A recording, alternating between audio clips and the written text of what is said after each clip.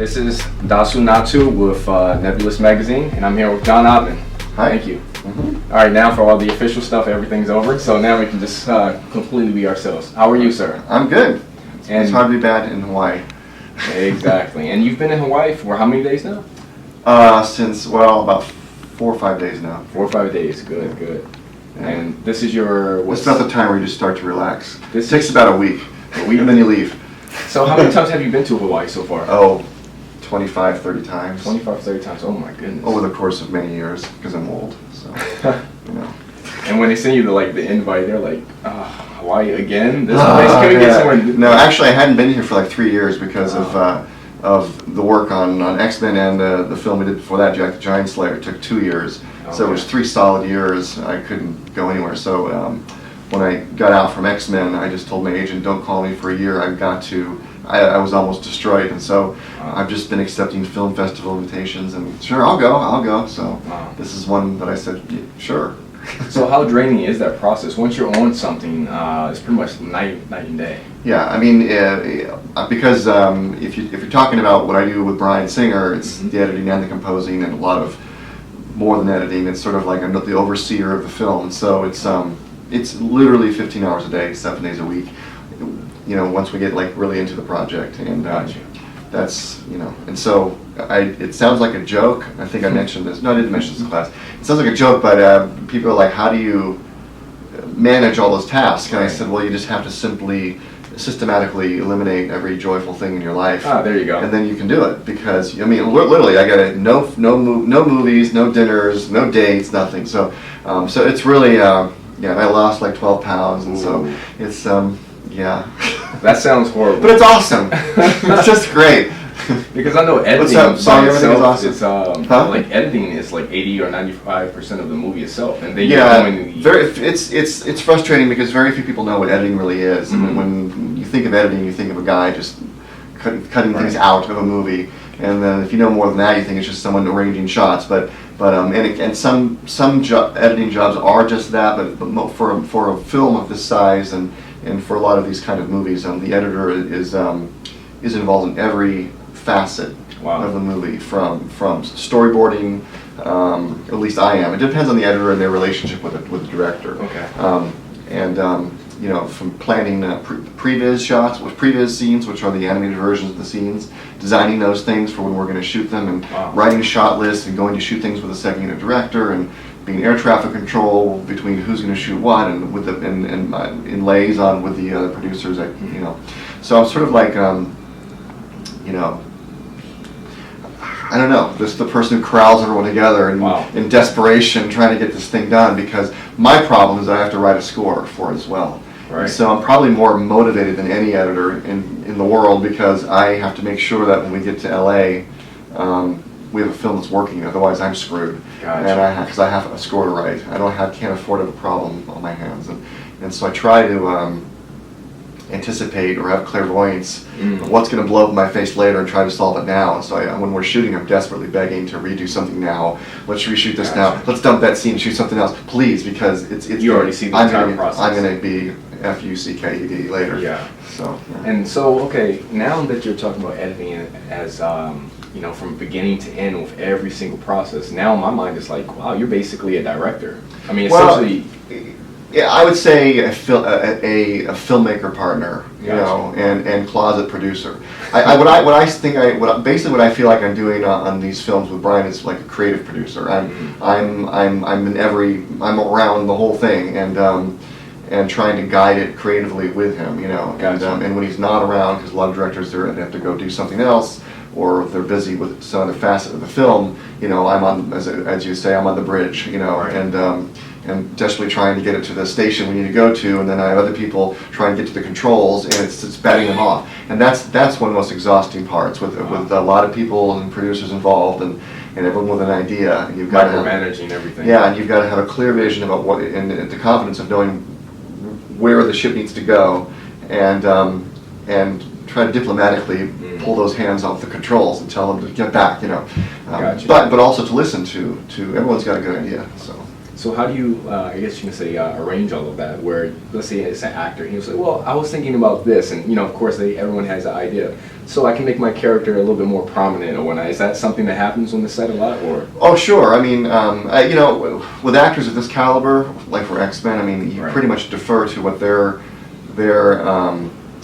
vision is of their character based upon what the obvious parameters of what their character is, and then they will come to the table with so much, you know. And then if it's off the mark, then you know, Bryan or the director will you know, say, hey, can you do this from another angle? And as long as you can explain to them why the character should be a little different, though, as long as you can have a logical debate about it, I think the actors are open to it. As long as you don't read the lines, that's what irritates a lot of them, you know.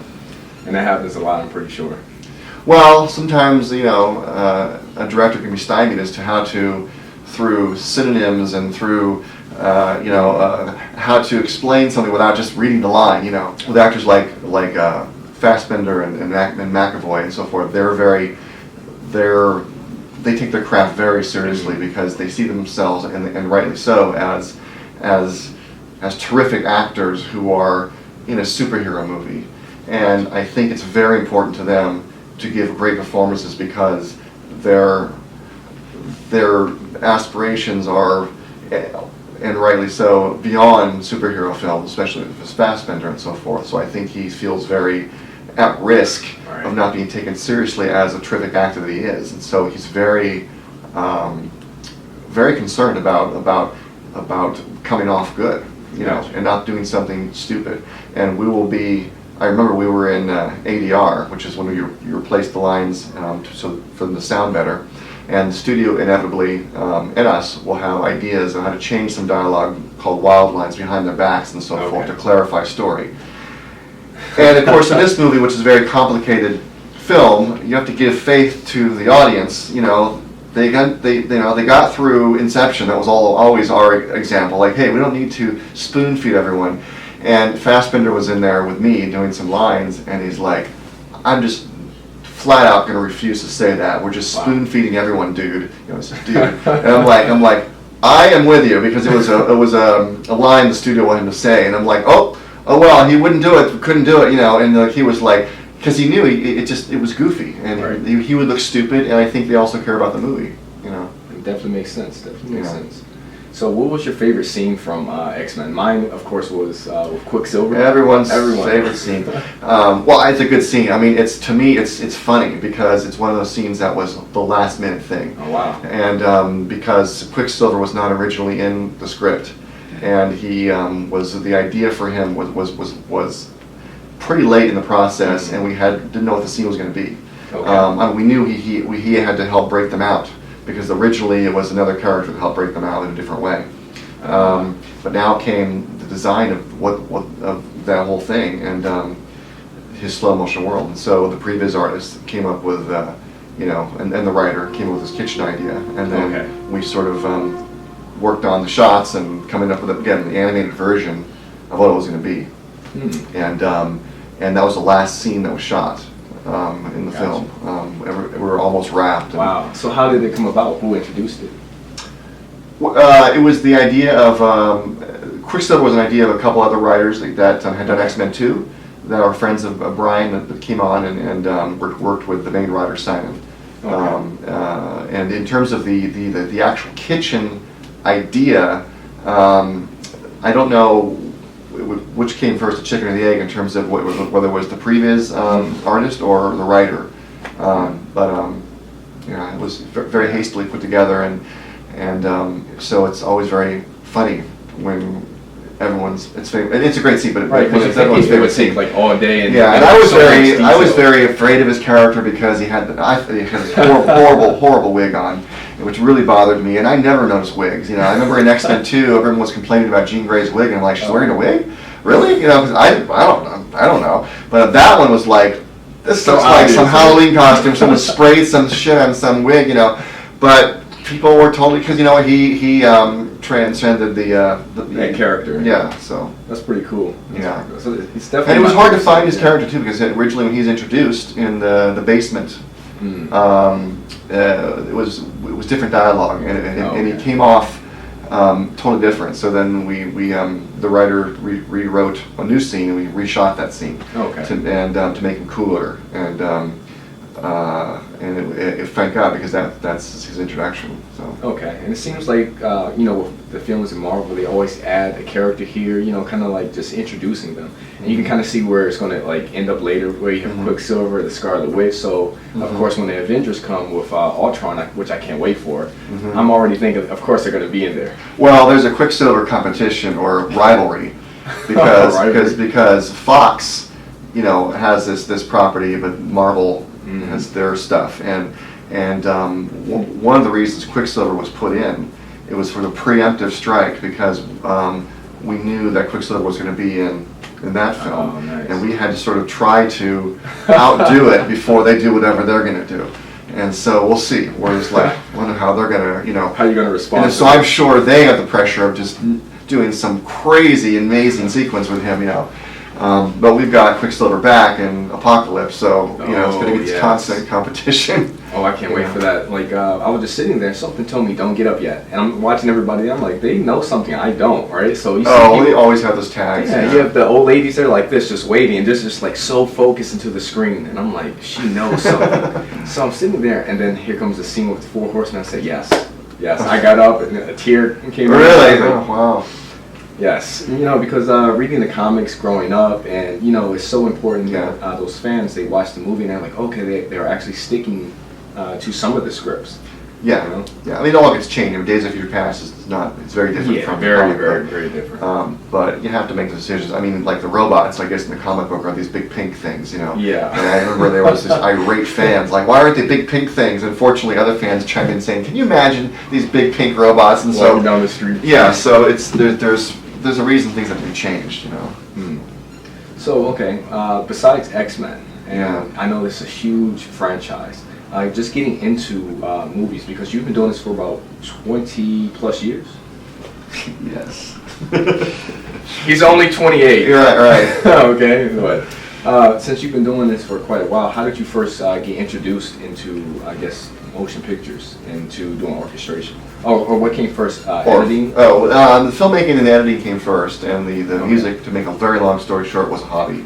And we were, to make a very long story short again, we were doing our first feature film, and I was editing the film, and the composer really wasn't working out, and he dropped out, and we had a deadline for the Sundance Film Festival. Oh, okay. So I said, I know this character really well, and the idea is he's evil, this character, but I always don't score evil characters with evil music. I score with something. There's something behind them. They were a baby once. They had parents. Something went wrong. So there's more to. And so I said, there's a way I can write music to this character, not make him feel evil, but something there's more to him behind the backdrop of his life. And so anyway, so I wrote the synthesized score together in 3 weeks, and we screened it at Sundance, and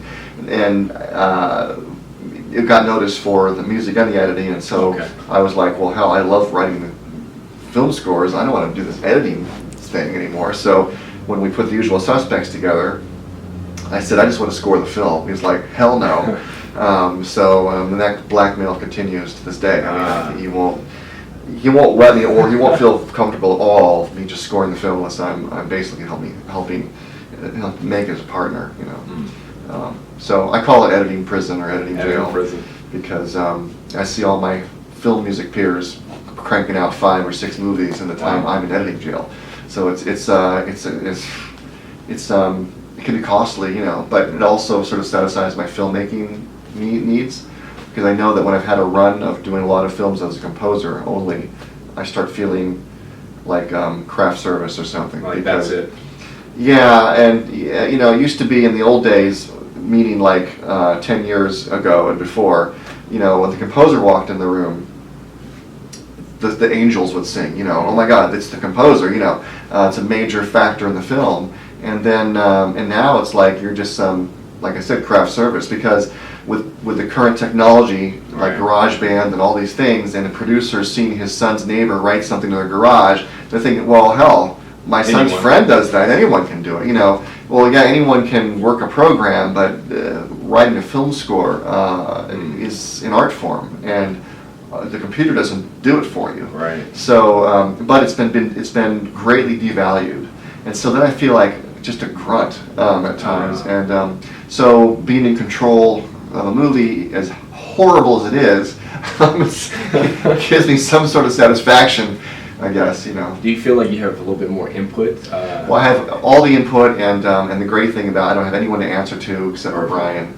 And so, because he's sort of a director at a certain level, and he, with X-Men at least, he's seen as sort of the George Lucas of X-Men. So, okay, gotcha. So when we work on these movies, the studio wants to see what I've written, and they want to basically be in on the process. But it's pretty much late after I've written the score, and Bryan said, okay. "I like this. This is what we're doing." And then that's pretty much it. Pretty much it. If they have like a real passion, oh, we really want to do this, then of course I want everyone to be happy. You know. Right.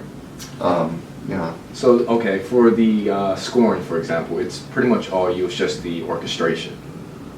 For that, do you get a choice for picking various artists, or is it based upon the studio? No, we want this person, that person. You mean in terms of the musicians? Yes. Oh no, the composer has complete full range. Yeah, they can ask whoever they want, unless it's like Yo-Yo Ma, and it's going to be some huge amount of money. They're going to be like, why would we want him to play the first violin? Why? You know. So, but yeah, there are many musicians in town, and the orchestra contractor will contract any musician that I ask for. Okay. I mean, frankly, I don't know most musicians out there, you know. Or I guess my question is, what equipment do you use? For writing the score, yes. It's very simple. I just use a Performer, digital Performer. It's an old program. Other composers do use this program. Danny often uses it. And frankly, I've heard that he hasn't updated the versions for like 10 years because he refuses to go to the version. So he's worse than I am. So because I don't like to learn new things, and when you update something, it's like throwing a grenade into your studio. And a MIDI studio is like the Millennium Falcon. It's just anything's gonna go wrong any second. I don't know why. I guess it's because you have so many different programs from different vendors, and once you decide to buy, I'm going to buy this library. Well, something's going to go wrong, guaranteed. And it's a very insecure feeling to walk into a room and wonder if it's going to work, because especially when it's a creative thing, you're in a creative mode, and you walk in and something technical doesn't work, and you're thrown out of it. So I walk in my studio in a state of fear. I used to. I mean, I still do once in a while, but I had it streamlined. It used to be like 7 computers, now it's just 2 Macs, you know. Okay. But still, something will go wrong. Where it's like when I'm editing a movie in the Avid, you just turn it on. Nothing's going to go wrong. So you sit there and your creative juices are going all the time. Nothing's going to screw you. So you use Avid when I'm editing. Okay. So nothing's going to go wrong, and the juices are flowing. But in a MIDI studio. Like I use Ableton. I love Ableton. I don't know what that is. Ableton is a DAW. Basically, I was using for like live production. Okay. But before then, I was using Reason 4, and it was very different. And I think the first song that I ever completed, which took me like 3 or 4 weeks, was like 30 seconds, and it was horrible. It was just like strings, and I was like, I did not know how to use the thing, and I was watching and reading the tutorials. Horrible. Ableton. Wow. Immediately, like 4 songs in like 2 or 3 days, and I was like, yes, I found it, and everyone was, oh, try Pro Tools and this, and just horrible. Yeah. You gotta, your mojo, whatever works, can't be disturbed. And I don't understand technology very well, so it's like if my car breaks down, I don't know what to do because I don't know how a car really works. And so when my MIDI, and I don't really know how a computer really works. It's like magic to me. So even though I use this stuff day in and day out, when it breaks, I just cry. I don't know, and I got to call someone, and you're on a deadline, you're panicked. So. Yeah. Has that ever happened where you're on a deadline and you had the project right there? Oh, I'm about to finish, and it just. Oh yeah. What is it? It's always like, why am I not hearing anything? That's the main thing. Why am I not hearing something? Is the speakers on, or it's like what, and sometimes it is the speakers just don't turn on, and they come over and they try everything, like, are your speakers on? But these things happen all the time. It's really scary. Yeah, I can imagine. I mean, when everybody is like looking at you like, are you done? Because, hey, no pressure, it's all on you. Yeah, well, the scary thing is, there's a release date for a movie coming up, and you're the last thing, the music, and it's like, I think to myself, my God, imagine if there was a fire in my studio and all the data got erased and they have a release date. what would happen? Wow. How would they release the movie? It's all because of me, you know. So I had that realization when I was like in bed worrying about things one night. I'm like, so now I just back up like crazy, you know, send it to another drive, and someone takes it away from the home. You know? Okay. So yeah, backup on backup. Yeah, because then it's my nature to think of everything that could possibly go wrong. So yeah, that's a horrible feeling. Like last time I was using Ableton, I seen some guys on Facebook, and they said, "Hey, has this ever happened to you?" And you see like the processing was like 1 billion or something, and the guy his computer just having a party, and I was like, "Yeah, that happened to me last night. Yeah. All of my files were gone." Ugh, yeah. Horrible. Yes. Oh. So okay, now I'm gonna ask you this, right? I know you were doing The Usual Suspects, one of my favorite movies, Kaiser Sose. Wow. Love it. That's thank you. Well, that's good news. You're very young, so it's you know, a lot of people your age don't know what it is. You know. Classic movie. My father used to watch it, so you know, I came in there when he was you know, he had it on TV. I was like, oh, what is this? And I started, you know, just getting enthralled into the movie. I'm sitting there like, who is Kaiser Sose? Who is Kaiser Sose? Well, you have good taste. And I think that was what your first film with Bryan, right? No, we had done a feature before that, the one I composed and edited when the composer dropped out, and then we did a short film before that. But this was our first released movie. I mean, that first feature we did, no one ever saw. So yes, it was our first real movie, so to speak. That was a really good film. Yeah, I always say it was just downhill from there. I mean, how do you top that? So you know, the script was fantastic, and the dialogue was great, and it was for me an editorial showpiece and musical. I mean, just everything just worked together really well. And I cut that in my living room with a splicer and tape, you know. So, is there any project that you would love to work on, or anything, or any movie script that you have an idea for? Like, hey, I would really like to jump on this project. Well, if I were to direct something, I would. Of course, this is what everyone wants to do. I would love to find that historical story that no one knows about, like The Imitation Game that was playing here at the film festival. But again, every major director in town who has the clout to find those scripts wants to do those movies. But of course, that's what I would love to do. Because I love, especially when it's involving like one person, because I love character studies, and that would be fulfilling for me. But we'll see, you know. And what would you like to see in the industry, I guess, since we were talking about how plots and stories and, you know, pretty much the dialogue today is suffering, you know, and it's just like special effects, throw explosions and, you know, all the craziness, but what would you really like to see being, like, reintroduced, I guess, you know? Reintroduced? I mean, I don't know how to answer that, except that I don't know how we go back to, I don't know how we unlight the fuse that's been lit, you know, and go back and accept that, just strive to make a really excellent story. And I mean, look, I haven't seen Interstellar. Oh yes. But I mean, again, I mean, whether it's bad or good, it's clearly probably an effort to make a vintage-esque science fiction, hardcore science fiction movie, and if it's good, people will go. Now, I don't know. Again, I haven't seen it, so maybe it's all the way through. I have no idea.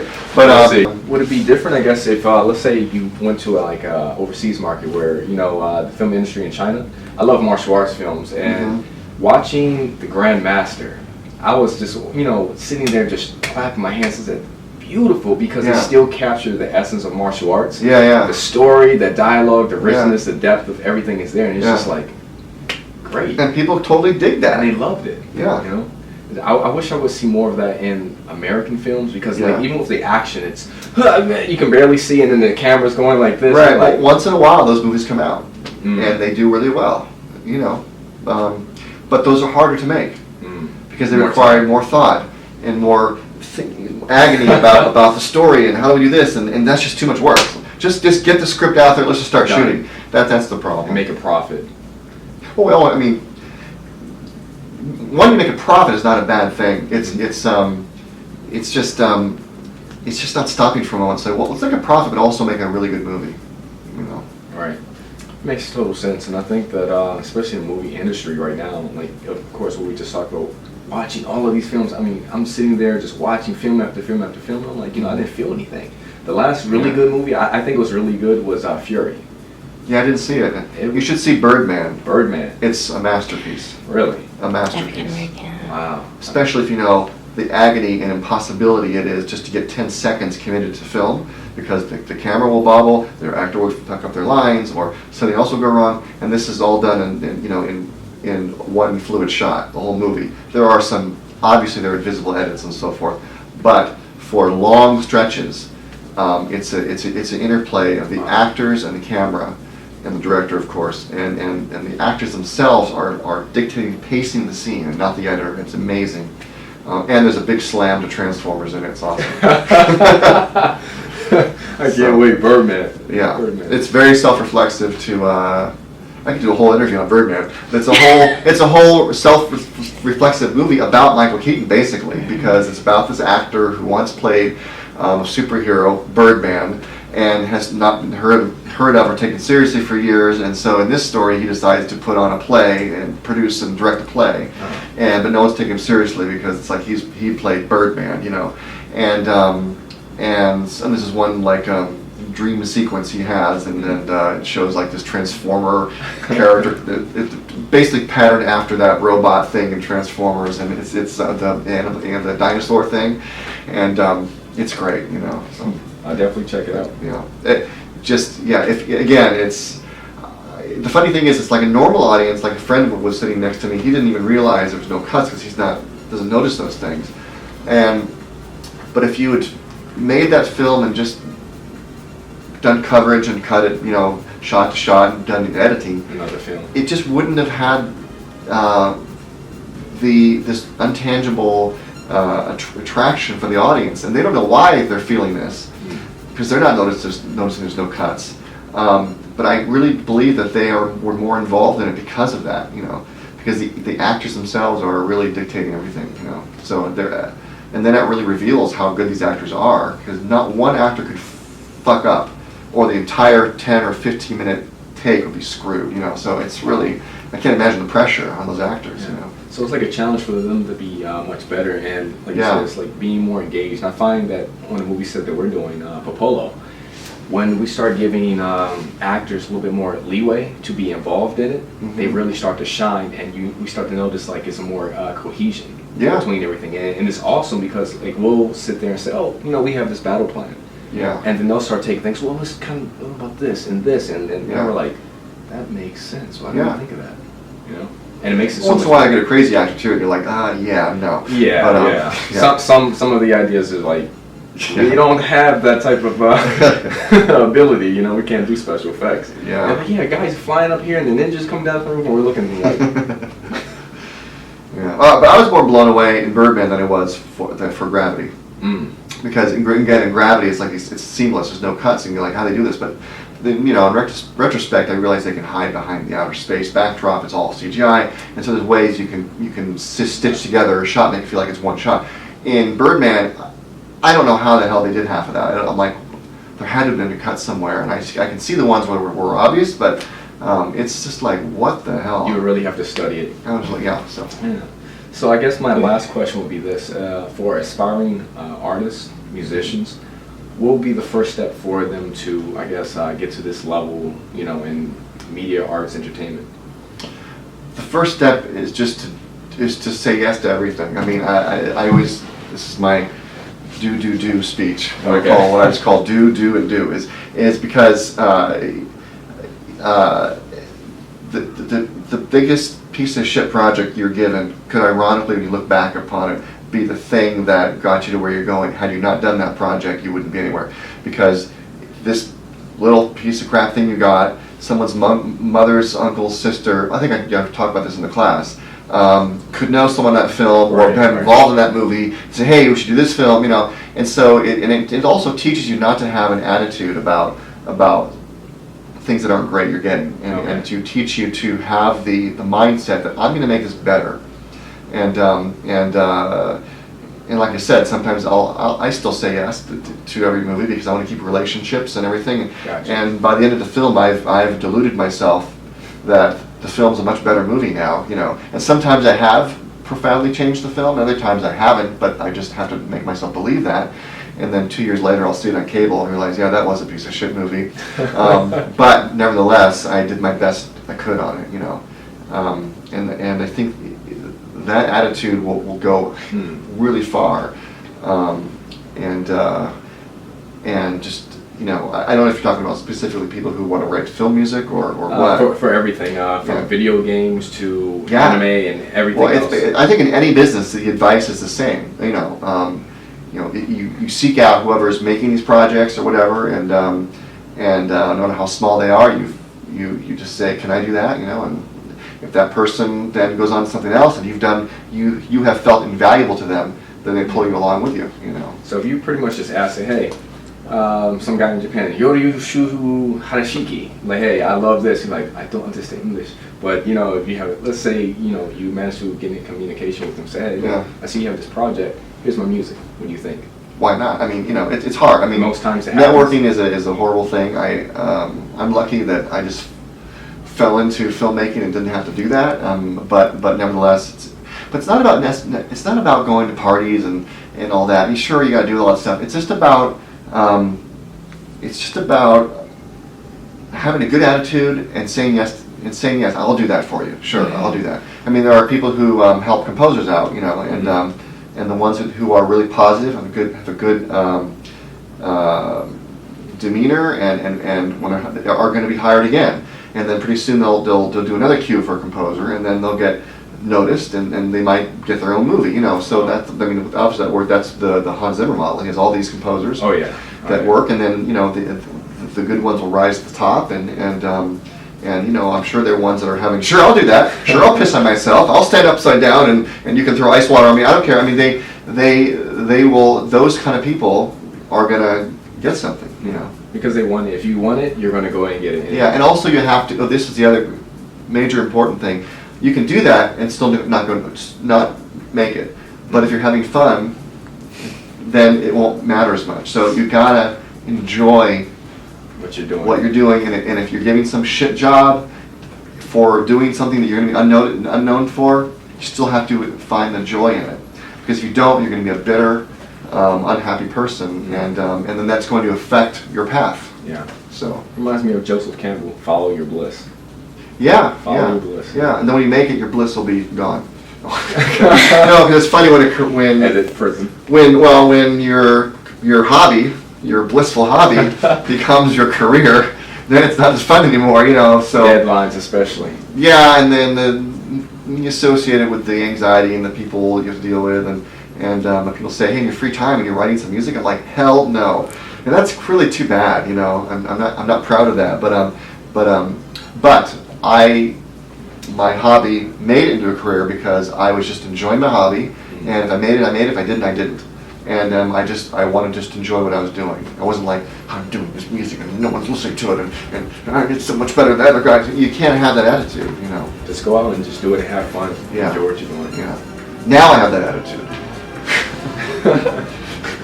Now you're on break? Composer, you got that job, it sucks, I could have done so much better.